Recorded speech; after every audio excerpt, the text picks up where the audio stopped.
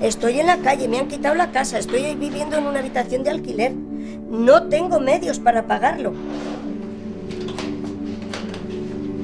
Porque esto me ha traído una depresión. Y de verdad es que hasta entiendo la gente que se suicida.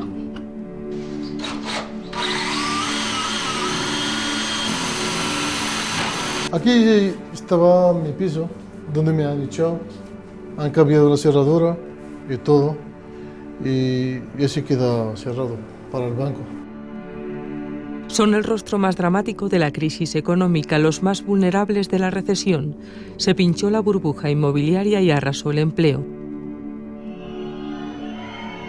Los 532 desahucios diarios, las 400.000 ejecuciones hipotecarias desde que comenzó la crisis, han provocado una alarma que ha removido los cimientos de la sociedad, el poder judicial y el político. Se ha abierto un debate que habla de sobreendeudamiento, reformas legislativas, créditos oportunistas, cláusulas abusivas e indefensión jurídica de las personas.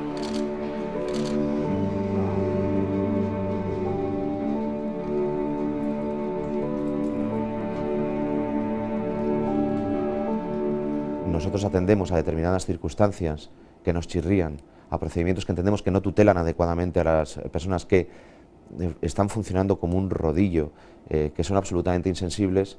El hecho de que seamos jueces y no legisladores no nos impide pues, el poder decir que esto no nos gusta, no somos ciegos, no somos sordos. Hay un porcentaje de créditos que probablemente están en el límite de lo que se pudiera entender prudencial, pero en una situación donde había empleo, donde el país efectivamente estaba creciendo a tasas de PIB muy importantes. Desde esa situación a hoy no ha pasado más que una cosa importantísima, y es que la crisis ha llevado el empleo y se ha llevado los negocios, porque todas estas hipotecas que lamentablemente hoy estamos ejecutando, en su día se pagaban.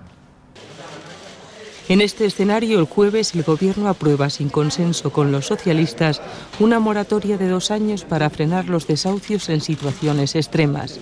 No se modifica la ley hipotecaria y se anuncia la puesta en marcha de un parque social de viviendas. Lo que hago yo también al PSOE, al Partido Socialista, es una llamada de responsabilidad. Gobernaron hasta hace muy poco y si no se tomaron algunas medidas, me imagino, puedo suponer que sería porque tenían dificultades, no quiero pensar en otras cosas. Estoy en lista de espera para el tercer desahucio que cuando se paró no me pusieron fecha. Y cada día salgo y vengo, veo el buzón con miedo, pavor. La emoción de tener me dieron en 15 días la hipoteca. En 15 días me dieron muchas facilidades. Lo más fácil ya te digo, fue más fácil que irme a comprar un televisor. Si me botan no sé a dónde irme, miré a la calle y lo que más sufro es por mi hija, porque tengo una hija que tiene futuro. Olga lleva 14 años en España. Hace 6 decidió con su marido invertir sus ahorros en comprar una casa. El banco les tasó el piso por una cantidad superior al precio de venta.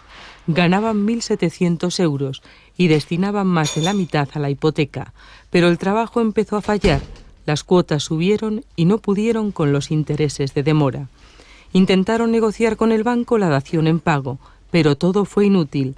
La primera orden de desahucio les llegó el 31 de enero. Hemos metido aquí todas las ilusiones, todos nuestros ahorros de los años que teníamos, hemos metido aquí, pero ahora esto ha sido nuestro sufrimiento, nuestra desgracia, no tenemos nada.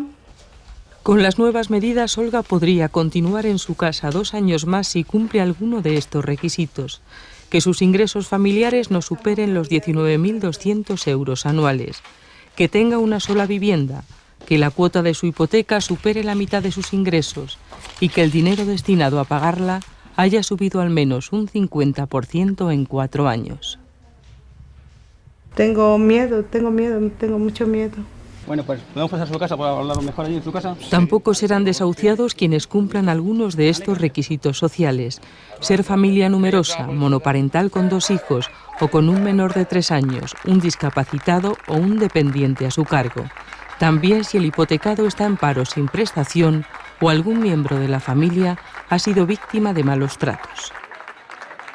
Estas personas tienen derecho a una segunda oportunidad, como existe en Europa, y es inaceptable que a estas alturas, 4 años después, conociendo el carácter dramático de la realidad actual, no se apruebe ninguna medida que dé una segunda oportunidad a toda la gente ya afectada. Las medidas, que no tendrán carácter retroactivo, llegan después de unas intensas negociaciones entre el Gobierno y el Partido Socialista, que al final concluyeron sin acuerdo.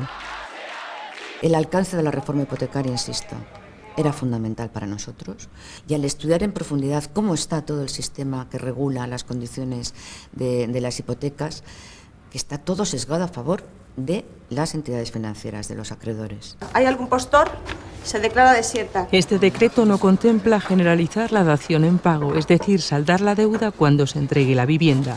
Tampoco se fija un límite máximo para los intereses de demora, algo que se incluye en el Código de Buenas Prácticas. Tampoco se modifica el control del valor de tasación, pero el Ejecutivo habla de seguir negociando con posibles modificaciones en el trámite parlamentario.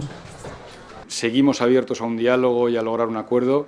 Lo que considerábamos, y ahí había una discrepancia fundamental, es que determinadas medidas de mayor calado de reforma de la ley de enjuiciamiento civil, de la ley concursal, de la ley hipotecaria, de la ley de regulación del mercado hipotecario, no podían ser adoptadas de forma apresurada, no podía aprobarse urgentemente en un decreto ley en 3 días de reflexión, porque realmente es un equilibrio muy delicado. Es decir, en España, hay que recalcarlo, existe una importantísima cultura de pago. Y aunque tenga que pagar la pensión íntegra, yo la pago, pero por favor que no me quiten mi casa, que es lo único que tengo, Dios mío. Con esta desesperación, Magdalena suplicaba hace un año que no la desahuciaran. Tenía su casa pagada, pero su calvario comenzó cuando avaló a su hija y a su exyerno. Los dos perdieron el trabajo y ella perdió la casa. Yo me quedé viuda con 24 años. Y con lo que me dieron por la muerte de mi marido, yo compré este piso. Di 800.000 pesetas de entrada. No, mira. Mamá. Ahora, un año después, Magdalena vive aquí en una habitación a la que han cortado la luz, en el mismo edificio donde había vivido toda su vida. Cada vez que sube por las escaleras pasa por la puerta de la que fue su casa. El perro siempre se para en el rellano. Ahora el propietario es otro, pero su pesadilla no ha terminado. Logró la condonación de la deuda, pero debe los gastos de ejecución. Cuando recibí la carta vi que tenía que pagar 60.000 euros.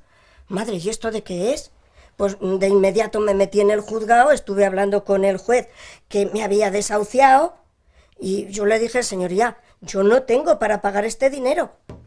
Para los desahuciados como Magdalena, el Gobierno ha anunciado que se creará un parque de viviendas con alquileres bajos. Serán pisos procedentes de los bancos. Se trata de que no haya viviendas vacías y personas sin techo. En Estados Unidos y en otros países hay leyes de segunda oportunidad que permiten, digamos, pues liquidar las deudas del deudor, pero le permiten partir de cero, iniciar una nueva vida, que evitan la muerte civil. En España no existe nada de todo esto. El suicidio en Baracaldo de Amaya Egaña, cuando iba a ser desahuciada, reactivó la indignación social. Los jueces piden reformas legales de la que califican dura legislación hipotecaria.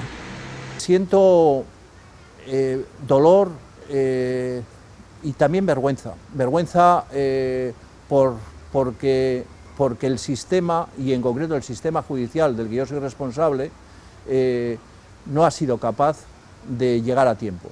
La Asociación Española de la Banca anuncia una moratoria de 2 años en las ejecuciones hipotecarias a los más vulnerables. Nosotros llevamos con una crisis terrorífica desde hace 5 años. Tenemos un país con un 25% de parados y cientos de miles de empresas que han tenido que cerrar. En ese entorno, en un país que, según se dice, hemos dado las hipotecas alegremente y sin control y sin criterio, le decía que el 97% de las hipotecas se pagan bien.